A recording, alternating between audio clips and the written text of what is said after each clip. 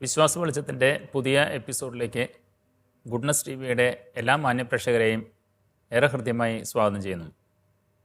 കത്തോലിക്ക വിശ്വാസ സത്യങ്ങളെ സാർവത്രിക മതബോധന ഗ്രന്ഥത്തിൻ്റെ അടിസ്ഥാനത്തിൽ പ്രേക്ഷകർക്കായി ലളിതമായി വ്യാഖ്യാനിച്ച് വിശദീകരിച്ചു കൊടുക്കുന്ന ഒരു പ്രോഗ്രാമാണിത്. കേരള കത്തോലിക്ക സഭയിലെ സെമിനാരി പ്രൊഫസറും ഗ്രന്ഥകാരനും വാഗ്മിയുമായ ഡോക്ടർ വിൻസെൻ്റ് കുണ്ടുവളച്ചനാണ് നമുക്ക് വേണ്ടി ഇത് വിശദീകരിക്കുന്നത്. അച്ഛൻ ഈ പ്രോഗ്രാമിലേക്ക് കൃത്യമായി സ്വാഗതം ചെയ്യുന്നു. Thank you. നമ്മൾ പ്രാർത്ഥനയുടെ വിവിധ തലങ്ങളിലൂടെയാണ് കഴിഞ്ഞ എപ്പിസോഡുകളിലൂടെ നമ്മൾ യാത്ര ചെയ്തത്. പ്രാർത്ഥനയുടെ ഉറവിടങ്ങളെക്കുറിച്ചാണ് ഈ എപ്പിസോഡിൽ ചർച്ച ചെയ്യേണ്ടത്. എന്താണ് പ്രാർത്ഥനയെന്നും എത്ര തരത്തിലുള്ള പ്രാർത്ഥനകളുണ്ടെന്നൊക്കെ നമ്മൾ വിശദീകരിച്ചു. പ്രാർത്ഥനയുടെ ഉറവിടങ്ങളെക്കുറിച്ച് ഈ മതബോധന ഗ്രന്ഥം പറയുന്നുണ്ട്. ശരിയായ ബൈബിൾ വായന, ദൈവാശ്രയഭാവത്തിൽ ഊന്നിയിട്ടുള്ള ചിന്ത, അതിനെക്കുറിച്ചൊന്ന് പ്രേക്ഷകരോട് വിശദീകരിക്കാം. തീർച്ചയായിട്ടും പ്രാർത്ഥനയുടെ ഉറവിടങ്ങൾ ദൈവവചനം, പിന്നെ വിശ്വാസം, ശരണം, ഉപവി എന്ന് പറയുന്ന നമ്മുടെ 3 പുണ്യങ്ങൾ, അങ്ങനെയുള്ള കാര്യങ്ങൾ സാർവത്രിക മതബോധനം പറയുന്നുണ്ട്. പക്ഷെ അതിനു മുമ്പ് തന്നെ സാർവത്രിക മതബോധനം ആദ്യത്തെ ഖണ്ഡികയിൽ പരിശുദ്ധാത്മാവിൻ്റെ റോളിനെ കുറിച്ച് പറയുന്നുണ്ട്. പ്രാർത്ഥനകളിൽ നമ്മൾ ത്രിത്വൈക ദൈവത്തിലെ പിതാവ്, പുത്രൻ, പരിശുദ്ധാത്മാവ് എന്നുള്ള ആ 3 വ്യക്തികളെ കുറിച്ചുള്ള അവരുടെ രക്ഷാകര ദൗത്യത്തിലുള്ള പങ്കിനെ, അവർ ചെയ്യുന്ന റോളിനെ കുറിച്ച് പറയുമ്പോൾ പരിശുദ്ധാത്മാവിൽ കൽപ്പിതമായിരിക്കുന്ന ദൗത്യങ്ങളിൽ ഒന്ന് പ്രധാനപ്പെട്ടത് ദൈവവും മനുഷ്യനും തമ്മിലുള്ള ബന്ധത്തിൻ്റെ കണ്ണിയായിട്ടാണ്. മനുഷ്യൻ്റെ പ്രാർത്ഥനകൾ ദൈവത്തെങ്കിലേക്കും ദൈവത്തിൻ്റെ പ്രാർത്ഥനകൾ മനുഷ്യനിലേക്കും കൊണ്ടുപോകുന്ന ഒരു ഏജൻറ്റ്, കമ്മ്യൂണിക്കേറ്റിംഗ് ഏജൻറ്റ്, സംവേദന കലയുടെ ഒരു വഴിയായിട്ടാണ് പരിശുദ്ധാത്മാവിനെ ദൈവത്തിന് എന്തെങ്കിലും സന്ദേശങ്ങൾ, പുത്രനോ, യേശു ലോകത്തിലായിരുന്നപ്പോൾ നമ്മളത് കാണുന്നുണ്ട്. പരിശുദ്ധാത്മാവിനെ അയച്ച് അവനെ ശക്തിപ്പെടുത്തിക്കൊണ്ടിരുന്നു. അവൻ പ്രാർത്ഥന, പരിശുദ്ധാത്മാവിന് എപ്പോഴും കമ്മ്യൂണിക്കേറ്റിംഗ് ഏജൻ്റായിട്ട് വരിക. അതുപോലെ മനുഷ്യരോട്, പ്രവാചകന്മാരോട്, ഇന്ന് നമ്മുടെ ജീവിതത്തിലും ദൈവം നമുക്ക് നൽകുന്ന സന്ദേശങ്ങൾ കൈമാറുന്ന, ആ സംവേദനം ചെയ്യുന്ന ഒരു ഏജൻ്റായിട്ടാണ് പരിശുദ്ധാത്മാവിനെ കാണുന്നത്. അതുപോലെ തന്നെ നമ്മുടെ പ്രാർത്ഥനകൾ ദൈവത്തെങ്കിലേക്ക് എത്തിക്കുന്നതും ഈ പരിശുദ്ധാത്മാവാണ്. ഈ പരിശുദ്ധാത്മാവിൻ്റെ ഈ സംവേദന ഉത്തരവാദിത്വം, ആ ഉത്തരവാദിത്വത്തെക്കുറിച്ച് സാർവത്രിക മതബോധനം പറയുന്നുണ്ട്. അപ്പോൾ നമുക്ക് എപ്പോഴും ഒരു ഓർമ്മ വേണ്ടത്, ശരിയായിട്ട് നമ്മൾ പ്രാർത്ഥിക്കുമ്പോൾ വാസ്തവത്തിൽ നമ്മളിൽ പ്രാർത്ഥിക്കുന്നത് പരിശുദ്ധാത്മാവാണ്. പരിശുദ്ധാത്മാവിൻ്റെ കൃപയില്ലാതെ, പരിശുദ്ധാത്മാവിൻ്റെ ഒപ്പമല്ലാതെ, പരിശുദ്ധാത്മാവിൻ്റെ ആ സാന്നിധ്യമില്ലാതെ യഥാർത്ഥമായ, സത്യസന്ധമായ, ഒരു ദൈവത്തിന് സ്വീകാര്യമായ ഒരു പ്രാർത്ഥന നടക്കില്ല. യേശു അത് പറഞ്ഞല്ലോ, സത്യത്തിന്റെ പൂർണ്ണതയിലേക്ക് ആത്മാവ് നിങ്ങളെ നയിക്കും. ആത്മാവ് നിങ്ങളെ നയിക്കും, ഞാൻ പോകുമ്പോൾ ഒരു ആശ്വാസപ്രദനെ നിങ്ങൾക്ക് അയക്കും. ആത്മാവ്, അപ്പോൾ ഈ ആത്മാവിൻ്റെ സാന്നിധ്യം വളരെയധികം ഇന്നത്തെ ഈ ലോകത്തിൻ്റെ രക്ഷാകര ചരിത്രത്തിൽ, ഇപ്പോഴത്തെ ആ നിൽപ്പിൽ വളരെ വളരെ പ്രധാനപ്പെട്ടതാണ്. അപ്പോൾ അതുകൊണ്ടാണ് ഈ ഒരുപക്ഷെ ആദ്യ ഖണ്ഡികയിൽ തന്നെ സാർവത്രിക മതബോധനം ഈ പരിശുദ്ധാത്മാവിൻ്റെ ഉത്തരവാദിത്തത്തെക്കുറിച്ച് പറയുന്നത്. അപ്പോൾ നമ്മൾ ആര് പ്രാർത്ഥിക്കുമ്പോഴും ആ പ്രാർത്ഥന അത് സംഘാതമായിട്ട് നടന്നോട്ടെ, ഏത് തരത്തിലുള്ള പ്രാർത്ഥനകളായി, വ്യക്തിപരമായ പ്രാർത്ഥനയായിക്കൊള്ളട്ടെ, രഹസ്യ പ്രാർത്ഥനയായിക്കൊള്ളട്ടെ, പരസ്യമായിട്ട് എല്ലാ പ്രാർത്ഥനകളും ദൈവത്തെങ്കിലേക്ക് എത്തിക്കുന്നതും, അതുപോലെ ആ പ്രാർത്ഥനയിൽ നമുക്ക് ലഭിക്കുന്ന ദൈവനിവേശനങ്ങൾ നമ്മളിലേക്ക് എത്തിക്കുന്നതും ഒക്കെ പരിശുദ്ധാത്മാവാണ്. അപ്പോൾ ഈ പരിശുദ്ധാത്മാവിൻ്റെ വരദാനത്തിൽ നിന്നുകൊണ്ടാണ് നമ്മൾ പ്രാർത്ഥനയുടെ ഉറവിടങ്ങളെക്കുറിച്ച് ചിന്തിക്കേണ്ടത്. ദൈവവചനം നമുക്ക് ഈ പ്രാർത്ഥനയുടെ ഒരു വലിയ സങ്കേതമാണ് എന്ന് പറയുമ്പോൾ, മാർഗമാണ് എന്നൊക്കെ നമ്മൾ പറയുമ്പോൾ നമ്മൾ ഓർക്കണം, ഈ ദൈവവചനത്തെ ഓരോ പ്രാവശ്യം വായിക്കുമ്പോഴും ആ ദൈവവചനത്തിൽ അടങ്ങിയിരിക്കുന്ന അന്തസത്ത, അതിൻ്റെ ദൈവം നമ്മൾക്ക് പകരാൻ ആഗ്രഹിച്ച ആ മെസ്സേജ്, ആ ഉപദേശം, ആ സാരാംശം, അത് കാലത്തിനും ആവശ്യത്തിനും അനുസരിച്ച് നമ്മളിലേക്ക് സംവേദനം ചെയ്യുന്നത് വാസ്തവത്തിൽ ഈ പരിശുദ്ധാത്മാവാണ്. അപ്പോൾ നമ്മൾ ദൈവവചനം വായിക്കുമ്പോൾ നമ്മളെ ഏറ്റവും അത്ഭുതപ്പെടുത്തുന്ന ഒരു കാര്യമാണത്. നമ്മൾ എത്ര പ്രാവശ്യം ബൈബിള് വായിക്കാനിട വരും. പ്രത്യേകിച്ച് ചില ഭാഗങ്ങൾ.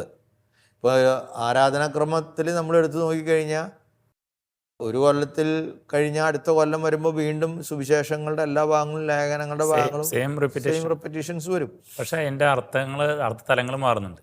അർത്ഥതലങ്ങൾ മാറുന്നു. നമ്മുടെ ജീവിതഗന്ധിയായിട്ട് വരുമ്പോൾ അതിൻ്റെ എക്സ്പ്ലനേഷൻ വ്യാഖ്യാനങ്ങൾ മാറുന്നു. മുമ്പ് കിട്ടിയ അതേ അർത്ഥമല്ല നമുക്ക് വീണ്ടും കിട്ടുന്നത്. അപ്പോൾ അത് എങ്ങനെയാണ് സാധ്യമാകുന്നത്? ഇന്ന് മനുഷ്യൻ അനുഭവിച്ചുകൊണ്ടിരിക്കുന്ന ഇന്നത്തെ പ്രശ്നങ്ങൾക്ക് ഒരു നൈരന്തര്യ ഭാവമുള്ള ഈ ദൈവവചനത്തിന് അത് എന്ന കാലത്തേക്ക് നിലനിൽക്കും. ആകാശവും ഭൂമിയും കടന്നു പോകും, എൻ്റെ വാക്കുകൾ എന്നേക്ക് നിലനിൽക്കും എന്നാണ് കർത്താവ് പറഞ്ഞത്. അങ്ങനെ നിൽക്കുന്ന ആ ദൈവവചനത്തിന് ഒരേ സമയം ഒരു പ്രത്യേക കാലഘട്ടത്തിലും ഒരു പ്രത്യേക വിഭാഗത്തിനും ഒരു പ്രത്യേക ആവശ്യത്തിനും വേണ്ടി ഈ ദൈവവചനത്തിൻ്റെ അർത്ഥത്തെ പരിഭാഷപ്പെടുത്തി കൊടുക്കുന്നത് വാസ്തവത്തിലെ പരിശുദ്ധാത്മാവാണ്. അപ്പോൾ ഒരു പ്രധാനപ്പെട്ട സങ്കേതം, പ്രാർത്ഥനയുടെ ഉറവിടം ബൈബിളാണ്. അപ്പോൾ നമുക്ക് ദൈവവുമായിട്ട് കമ്മ്യൂണിക്കേറ്റ് ചെയ്യാൻ ഏറ്റവും നല്ലത് ബൈബിൾ എടുത്ത് വായിക്കലാണ്. ബൈബിൾ എടുത്ത് വായിക്കുമ്പോൾ അത് ദൈവത്തിൻ്റെ വാക്കുകളാണ്. പ്രവാചകന്മാർക്ക് കൊടുത്തത് പഴയ നിയമത്തിൽ ഉണ്ട്, അവരിലൂടെ എഴുതപ്പെട്ടത്. ദാവീദിൻ്റെ സങ്കീർത്തനങ്ങളുണ്ട്. പിന്നെ അതുപോലെ പുതിയ നിയമത്തിലേക്ക് വരുമ്പോൾ യേശുവിൻ്റെ തന്നെ വാക്കുകളുണ്ട്, അപ്പോസ്തലന്മാരുടെ ഉണ്ട്, നടപടിയുണ്ട്. അപ്പോൾ ഇങ്ങനെയുള്ള കാര്യങ്ങൾ നമ്മൾ എടുക്കുമ്പോൾ ദൈവം നമുക്ക് നൽകിയ സന്ദേശം അവിടെയുണ്ട്.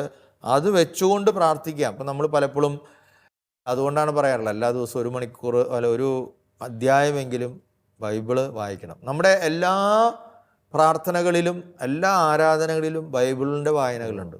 അത് സഭ ഉൾക്കൊള്ളിച്ചിട്ടുള്ളത് ഇതുകൊണ്ടാണ്. അതിൽ പ്രാർത്ഥിക്കുമ്പോൾ നാം ദൈവത്തോട് സംസാരിക്കുന്നു, വചനം വായിക്കുമ്പോൾ ദൈവം നമ്മോട് മറുപടി പറയും എന്നുള്ള ഒരു ചിന്ത അത് ഉള്ളത് കൊണ്ടാണ് നമ്മുടെ എല്ലാ കൗതാശികമായ പ്രാർത്ഥനകളിലും നമ്മൾ ചേർത്ത് വെച്ചിട്ടുള്ളത്. അപ്പോൾ ഈ ദൈവവചനത്തിന് അതിൻ്റേതായ തന്നെയുള്ള ഒരു പ്രത്യേക കഴിവുണ്ട്. അതായത് ഓരോ സമയവും ഓരോ മനുഷ്യനും ആവശ്യമായ അർത്ഥങ്ങളും വ്യാഖ്യാനങ്ങളും ആശ്വാസങ്ങളും ഉപദേശങ്ങളും നൽകാൻ അതിന് സാധിക്കുമ്പോൾ തന്നെ അത് പല ആളുകൾക്ക് പല രീതിയിലാണ് അത് ഒരേ സമയം തന്നെ അർത്ഥങ്ങൾ കൊടുക്കാൻ പറ്റുന്ന രീതിയിലുള്ള ഒരു വലിയ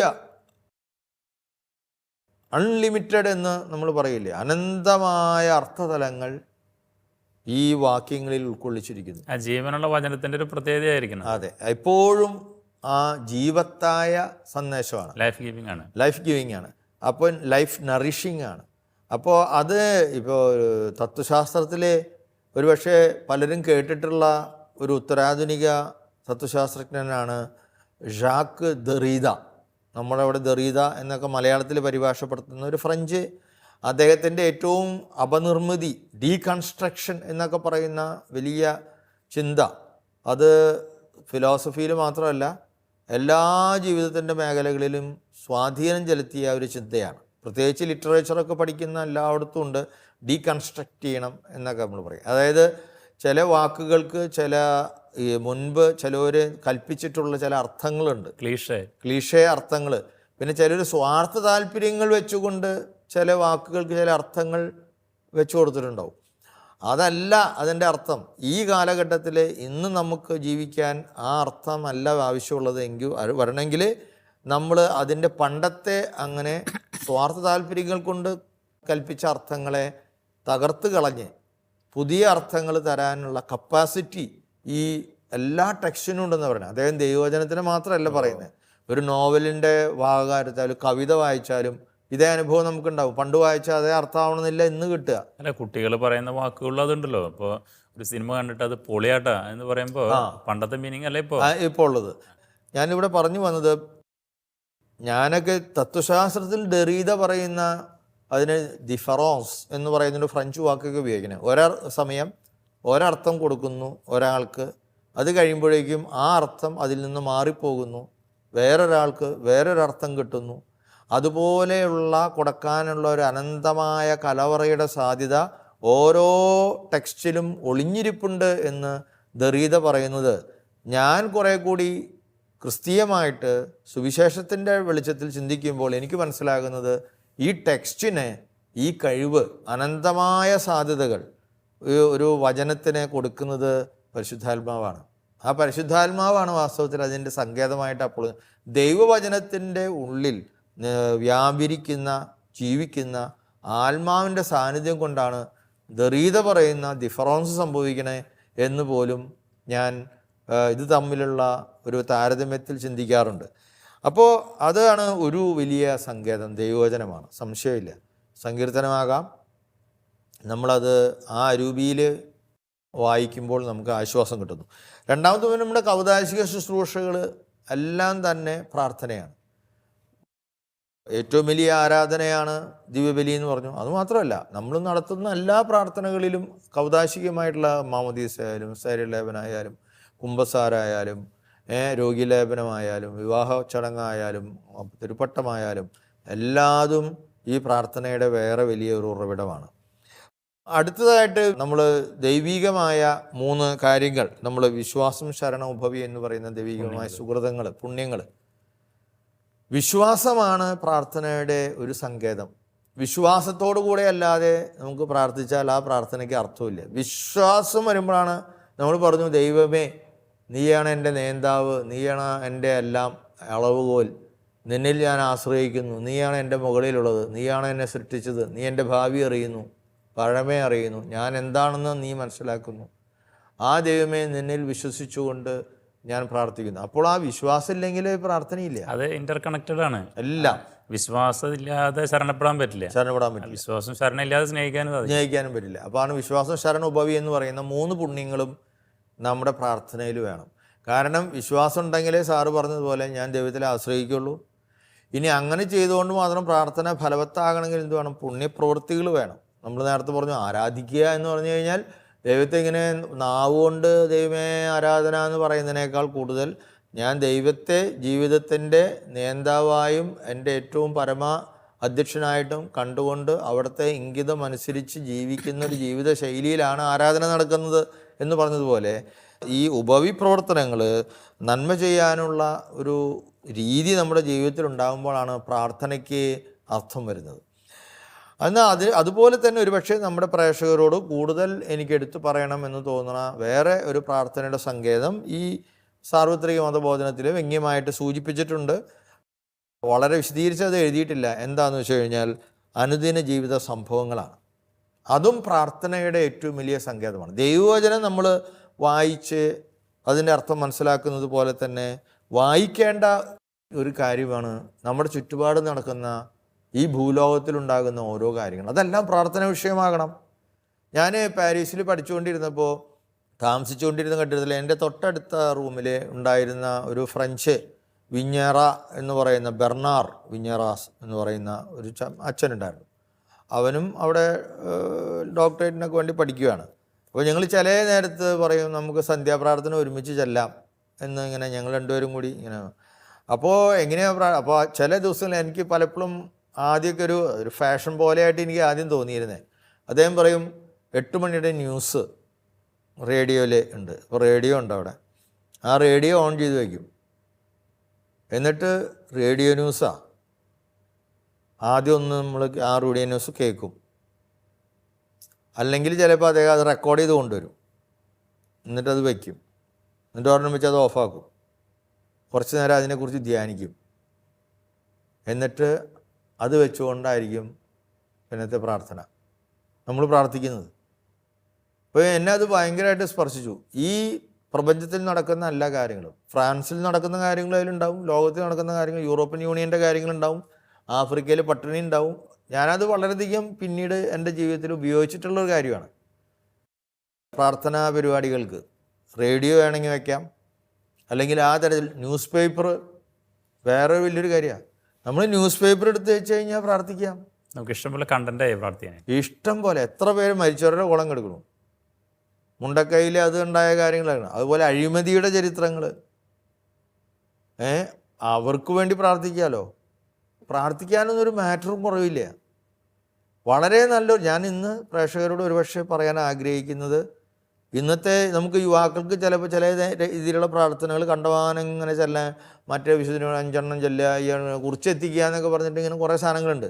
അതേസമയം യുവാക്കളെ സംബന്ധിച്ചിടത്തോളം വീട്ടിൽ എല്ലാ ദിവസവും നമ്മൾ ഇന്നത്തെ പത്രം ഒന്നും എടുത്ത് ഏതെങ്കിലും, അല്ലെങ്കിൽ ഇന്ന് വന്നൊരു ബ്ലോഗ് റൈറ്റിംഗ് ആയിരിക്കാം, പിള്ളേരെ സംബന്ധിച്ചിടത്തോളം ഏറ്റവും കൂടുതൽ സ്പർശിക്കുന്നത് ഇന്നത്തെ അതായിരിക്കും ചിലപ്പോൾ.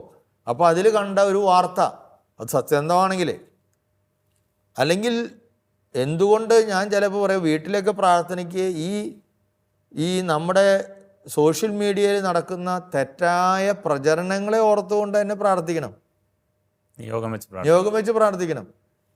അതിൽ കുറേ സത്യങ്ങൾ, കുറേ അർദ്ധസത്യങ്ങൾ, കുറേ നുണകൾ, ഈ നുണകളൊക്കെ പ്രചരിപ്പിക്കുന്ന ആളുകളുടെ മാനസാന്തരത്തിന് വേണ്ടി അവരുടെ ബുദ്ധിക്ക് പ്രകാശം കിട്ടാൻ വേണ്ടി തന്നെ പ്രാർത്ഥിക്കുന്നത് വളരെ നന്നായിരിക്കും. ചിലപ്പോൾ ഒരു ചെറിയ ബ്ലോഗ് എഴുതിയതിൽ വളരെ ടച്ചിങ് ആയിട്ടുള്ള ചില കമൻറ്റുകൾ, പല ആൾക്കാർ ഈ ബ്ലോഗ് വായിക്കണേക്കാൾ കൂടുതൽ ഇപ്പോൾ എന്തെങ്കിലും ഒരു റൈറ്റപ്പുകൾ വരുമ്പോൾ, അല്ലെങ്കിൽ ഒരു വീഡിയോ, ഒരു ഷോർട്ട് ഫിലിം ഇട്ട് കഴിഞ്ഞാൽ ഷോർട്ട് ഫിലിമൊക്കെ അവർ കിടിയെന്ന് തള്ളിവിടും. എന്നിട്ട് ഇതിൻ്റെ അടിയിൽ എഴുതിയിട്ടുള്ള കമൻറ്റുകൾ ആണ് ആൾക്കാർക്ക് താല്പര്യം. നല്ല കണ്ടന്റ് വരും, അതിലാണ് നല്ല കണ്ടന്റ്, അതിലാണ് പലപ്പോഴും അങ്ങോട്ടും ഇങ്ങോട്ടും തെറിയ അഭിഷേകമൊക്കെ നടക്കണേ. അപ്പോൾ ഞാൻ പറഞ്ഞു വന്നത്, നമ്മുടെ ജീവിതത്തിൻ്റെ എല്ലാ അനുദിന ജീവിതത്തിലുണ്ടാകുന്ന സംഭവങ്ങൾ, ഇപ്പോൾ മുണ്ടക്കൈ അവിടെ ഉണ്ടായി, ആ അവസരത്തിൽ നമ്മൾ പ്രത്യേകമായൊരു പ്രാർത്ഥന നടത്തി. അല്ലെങ്കിൽ നിപ്പ വൈറസ് വന്നു, കോവിഡ് വന്നു, വെള്ളപ്പൊക്കം വന്നു, അതൊക്കെ പ്രധാനപ്പെട്ട ചില കാര്യങ്ങളാണ്. അങ്ങനെയുള്ള സന്ദർഭങ്ങളിലൊക്കെ നമ്മൾ പ്രാർത്ഥിക്കും. സാമുവൽ റായൻ എന്ന് പറയുന്ന നമ്മുടെ കൊല്ലത്ത് ജനിച്ച ഒരു ജെസ്യൂട്ട് വൈദികനുണ്ട്. അദ്ദേഹം മരിച്ചുപോയി. വളരെ സിമ്പിളായിട്ട് സാധാരണക്കാരനെ പോലെ ഒരു മുക്കുവ ബാക്ക്ഗ്രൗണ്ടിൽ നിന്ന് വരുന്ന ആളാണ്. പക്ഷേ ലോകോത്തരമായി ശ്രദ്ധിക്കപ്പെട്ട അദ്ദേഹത്തിൻ്റെ എഴുത്തുകൾ, ദൈവശാസ്ത്ര ചിന്തകൾ വളരെ പ്രധാനപ്പെട്ടതാണ്. അതിൽ അദ്ദേഹം പറയുന്നൊരു കാര്യമുണ്ട്, ദൈവം നമ്മളോട് സംസാരിക്കുന്നത് ദൈവവചനത്തിലുണ്ട്, കൂദാശകളിലുണ്ട്, അതൊക്കെ ഉള്ളതുപോലെ തന്നെ സഭയുടെ പഠനങ്ങളിലൂടെ ഉണ്ട്. എന്നാൽ അതുപോലെ അതിനേക്കാൾ പ്രധാനമായിട്ട് നമ്മൾ കാണേണ്ട ഒരു കാര്യമാണ്, ഇവിടെ മനുഷ്യൻ നീതിക്കും സത്യത്തിനും വേണ്ടി നടത്തുന്ന സമരങ്ങളിൽ ദൈവം സംസാരിക്കുന്നുണ്ട്. നമ്മുടെ ചുറ്റുപാട് നടക്കുന്ന അനീതികൾക്ക് വേണ്ടി നിന്ന് രക്ഷപ്പെടാൻ വേണ്ടി മനുഷ്യൻ നടത്തുന്ന വലിയ വലിയ സമരങ്ങൾ, സ്ട്രഗിൾസ്, റാലികൾ. നമ്മളിപ്പോൾ പലപ്പോഴും ഇപ്പോൾ കുറച്ച് നാളുകളൊക്കെ മുമ്പ് നമ്മൾ പല സമരങ്ങളെക്കുറിച്ച് നമ്മൾ കേട്ടു. നമ്മുടെ ട്രിവാൻഡ്രത്ത് തന്നെ മത്സ്യത്തൊഴിലാളികളുടെ നേതൃത്വത്തിൽ നടന്ന ഒരു വലിയ സമരമായിരുന്നല്ലോ, അവിടെ തുറമുഖത്തോട് ബന്ധപ്പെട്ട് വിഴിഞ്ഞം. ഞാനൊക്കെ 1-2 പ്രാവശ്യം അവിടെ പോയിരുന്നു. അവരുടെ ദീനരോധനത്തിൽ ദൈവം പറയണത് ദൈവത്തിൻ്റെ കരച്ചിലാണ് ആയിട്ട് നമ്മളത് കാണണം. സിമന്റ് ഗോഡൗണിലാണല്ലോ താമസിച്ചിരുന്നത്. അതെ. അപ്പോൾ അവിടെ അവർ ധർണം നടത്തി, വലിയ റാലി നടത്തി, വലിയ അടികൊണ്ട് സമരം, അല്ലെങ്കിൽ നീതിക്ക് വേണ്ടി. ഇതുപോലെ ഓരോ സ്ഥലത്ത് എത്രയോ പേര് അവിടെയൊക്കെ കരയുന്നത് ക്രിസ്തുവാണ് എന്നാണ് പുള്ളി പറയുന്നത്. സ്ട്രീറ്റുകളിലെ, തെരുവുകളിലെ ദൈവം കരയുകയും വിഭജിക്കപ്പെടുകയും ചെയ്യുന്നു. അല്ലെങ്കിൽ നമ്മുടെ ഇവിടെ നടക്കുന്ന റേപ്പുകൾ, ഇപ്പോൾ യുദ്ധമുഖത്ത് ദുരന്തമുഖങ്ങളിൽ നടക്കുന്ന കാര്യങ്ങൾ, ഇവിടെയൊക്കെ ഇതെല്ലാം വാസ്തവത്തിൽ ദൈവത്തിൻ്റെ വെളിപാടാണ്. അതിലൂടെ ഒരുപാട് കാര്യങ്ങൾ ദൈവം വെളിപ്പെടുത്തുന്നുണ്ട് എന്നാണ് പറയുന്നത്. ഈ മതബോധ ഗ്രന്ഥം ഒരു കാര്യം കൂടി ഇതിൽ പറയുന്നുണ്ട്, ആരോടാണ് നാം പ്രാർത്ഥിക്കുന്നത്, നമ്മുടെ പ്രാർത്ഥനയുടെ ലക്ഷ്യം എന്താണ് എന്നുള്ളതിനെ കുറിച്ച്. എല്ലാവർക്കും അറിയാം, തൃത്വ ദൈവത്തോടാണ് പ്രാർത്ഥിക്കാൻ, എങ്കിൽ അതിനെക്കുറിച്ചും കൂടി ഒന്ന് വിശദീകരിക്കാം. സാർവത്രിക മതബോധനം അത് വളരെ ചെറിയ രീതിയിലാണ് അത് പറഞ്ഞിട്ടുള്ളത്. നമ്മുടെ പ്രാർത്ഥനകൾ പിതാവിനോട് ആയിരിക്കണം, കുറേ പ്രാർത്ഥനകൾ. കാരണം ശിഷ്യന്മാർ തന്നെ ചോദിച്ചല്ലോ, ഞങ്ങളെ പ്രാർത്ഥിക്കാൻ പഠിപ്പിക്കണമേ എന്ന് കർത്താവിനോട് ചോദിച്ചപ്പോൾ എന്താണ് പറഞ്ഞത്? സ്വർഗസ്ഥനായ ഞങ്ങളുടെ പിതാവേ, അങ്ങയുടെ നാമം പൂജിതം. പിതാവിനോട് പ്രാർത്ഥിക്കുന്നതായിട്ട് നിരന്തരമായിട്ട് കർത്താവ് പ്രാർത്ഥിക്കുന്നതായിട്ട് സുവിശേഷങ്ങൾ കാണുന്നു. ശിഷ്യന്മാരെ നമുക്ക് വേണ്ടി പഠിപ്പിച്ച ആ പ്രാർത്ഥനയിലും പിതാവിനോട് പ്രാർത്ഥിക്കണം തീർച്ചയായിട്ടും. പിന്നെ പുത്രനായ ദൈവത്തോട് നമുക്ക് പ്രാർത്ഥിക്കണം. പുത്രനായ ദൈവത്തിനെ നമ്മൾ ഒരുപാട് വിശേഷണങ്ങൾ വെച്ച് നമുക്ക് പ്രാർത്ഥിക്കാം. രക്ഷകനായ ദൈവമേ, ക്രിസ്തുവേ, അല്ലെങ്കിൽ ദൈവത്തിൻ്റെ കുഞ്ഞാടെ, കന്യാസുതനെ. നമ്മൾ ലുത്തിനിയകളിലൊക്കെ ഉണ്ടല്ലോ, കർത്താവ് ലുത്തിനിയൊക്കെ എടുത്ത് ദാവീദിൻ്റെ പുത്ര, നല്ല ഇടയ, നിത്യപ്രകാശമേ, ജീവദാതാവേ, ഉത്തിതനായ യേശുവേ എന്നൊക്കെ പറഞ്ഞുകൊണ്ട് നമുക്ക് പ്രാർത്ഥിക്കാം. അപ്പോൾ ക്രിസ്തുവിനോട് ഉള്ള പ്രാർത്ഥനകൾ. പിന്നെ പരിശുദ്ധാത്മാവിനോട്, ആശ്വാസദായകനായ ആത്മാവേ, സത്യത്തിൻ്റെ ആത്മാവേ. അതുപോലെ പരിശുദ്ധാത്മാവിൻ്റെ 9 ഫലങ്ങളുണ്ടല്ലോ. ഇപ്പോൾ സ്നേഹം, ആനന്ദം, സമാധാനം, ക്ഷമ, ദയ, നന്മ, വിശ്വസ്തത, സൗമ്യത, ആത്മസംയമനം. ഈ 9 ഫലങ്ങൾക്ക് വേണ്ടി പ്രാർത്ഥിക്കുന്നത് പോലെ തന്നെ ഈ 9 ഫലങ്ങളുടെ ദാതാവായ പരിശുദ്ധാത്മാവേ, സ്നേഹമയനായ ആത്മാവേ, സമാധാനപ്രിയമായ ആത്മാവേ എന്നൊക്കെ വെച്ച് അങ്ങനെയൊക്കെ വെച്ച് നമുക്ക് ആത്മാവിനോട് പ്രാർത്ഥിക്കാം. അപ്പോൾ കാരണം എല്ലാ പ്രാർത്ഥനയുടെയും ആന്തരിക ഗുരു എന്ന് പറയുന്നത് ആത്മാവാണ്, പരിശുദ്ധാത്മാവാണ്. അപ്പം ഈ ഒരു കാര്യം എവിടെ നമ്മൾ ഓർക്കാം? നമ്മൾക്ക് പിതാവ്, പുത്രൻ, പരിശുദ്ധാത്മാവ്, ഈ 3 പേരോടുമാണ് നമ്മൾ പ്രധാനമായിട്ട് പ്രാർത്ഥിക്കേണ്ടത്. അവരോടാണ് നമ്മൾ പ്രാർത്ഥിക്കുന്നത്, അവരോടാണ് നമ്മുടെ എല്ലാ പ്രാർത്ഥനകളുടെയും അന്ത്യം ചൊല്ലുന്നത് ഇവരിലേക്കാണ്. ഇപ്പോൾ അത് ആര് പ്രാർത്ഥിച്ചാലും, എവിടെ ജെനുവിനായിട്ടുള്ള പ്രാർത്ഥനയുണ്ടോ ആ പ്രാർത്ഥനയിൽ നമ്മളല്ല പ്രാർത്ഥിക്കുന്നത്, നമ്മളതിൻ്റെ കേവലം ഒരു ഉപകരണമാണ്. നമ്മിലൂടെ സത്യസന്ധമായ പ്രാർത്ഥനകളിൽ, നീതിപൂർവമായ പ്രാർത്ഥനകളിൽ, ദൈവത്തിൻ്റെ ഇംഗിതം നടപ്പിലാക്കാനുള്ള പ്രാർത്ഥനകളിൽ അതാര് പ്രാർത്ഥിച്ചാലും ലോകത്തിൻ്റെ ഏത് കോണിലും അത് പരിശുദ്ധാത്മാവിൻ്റെ കൃപയാണ് എന്നാണ് നമ്മൾ മനസ്സിലാക്കേണ്ടത്. ഈ സഭയുടെ ഔദ്യോഗിക വിശുദ്ധ കുർബാനയിൽ ഈ എല്ലാ ഘടകങ്ങളും ഒന്നിച്ച് ചേർത്തിട്ടുള്ളതായിട്ട് നമുക്ക് കാണുകയും ചെയ്യാം. അതുകൊണ്ടാണ് ഏറ്റവും വലിയ ആരാധന, ഏറ്റവും വലിയ പ്രാർത്ഥന വിശുദ്ധ ബലിയാണ് എന്ന് നമ്മൾ പറയുന്നത്. നമുക്ക് ഈ എപ്പിസോഡ് വൈൻഡപ്പ് ചെയ്യാനുള്ള സമയമായി. പ്രാർത്ഥനയുടെ ഉറവിടങ്ങളെക്കുറിച്ച്, അല്ലെങ്കിൽ ആരോടാണ് പ്രാർത്ഥിക്കേണ്ടത്, ലക്ഷ്യം എന്താണ്, അന്തിമ ഗുരു എന്താണ് എന്നുള്ളതിനെ കുറിച്ചൊക്കെ പ്രേക്ഷകർക്ക് വിശദീകരിച്ചതിന് അച്ഛന് നന്ദി പറയുന്നു. Thank you. പ്രാർത്ഥനയുടെ ഉറവിടങ്ങളെക്കുറിച്ച്, വചനം വായിക്കുന്നതിനെക്കുറിച്ച്, വചനം വായിക്കുമ്പോൾ ദൈവം നമ്മോട് സംസാരിക്കുന്നു, മറുപടി നമ്മുടെ പ്രാർത്ഥനയ്ക്ക് ഉത്തരം കിട്ടുന്നു എന്നുള്ള ആ ചിന്തയിൽ വായിക്കാനായിട്ട്, അതുപോലെ തന്നെ ത്രിത്വൈക ദൈവത്തോട് നാം പ്രാർത്ഥിക്കുന്നു എന്നുള്ള ബോധത്തോട് പ്രാർത്ഥിക്കാനായിട്ടുള്ള കാര്യങ്ങളെല്ലാം അച്ഛൻ വിശദീകരിച്ചു. ഈ എപ്പിസോഡ് കണ്ട എല്ലാ പ്രേക്ഷകർക്കും നന്ദി പറയുന്നു. നന്ദി, നമസ്കാരം.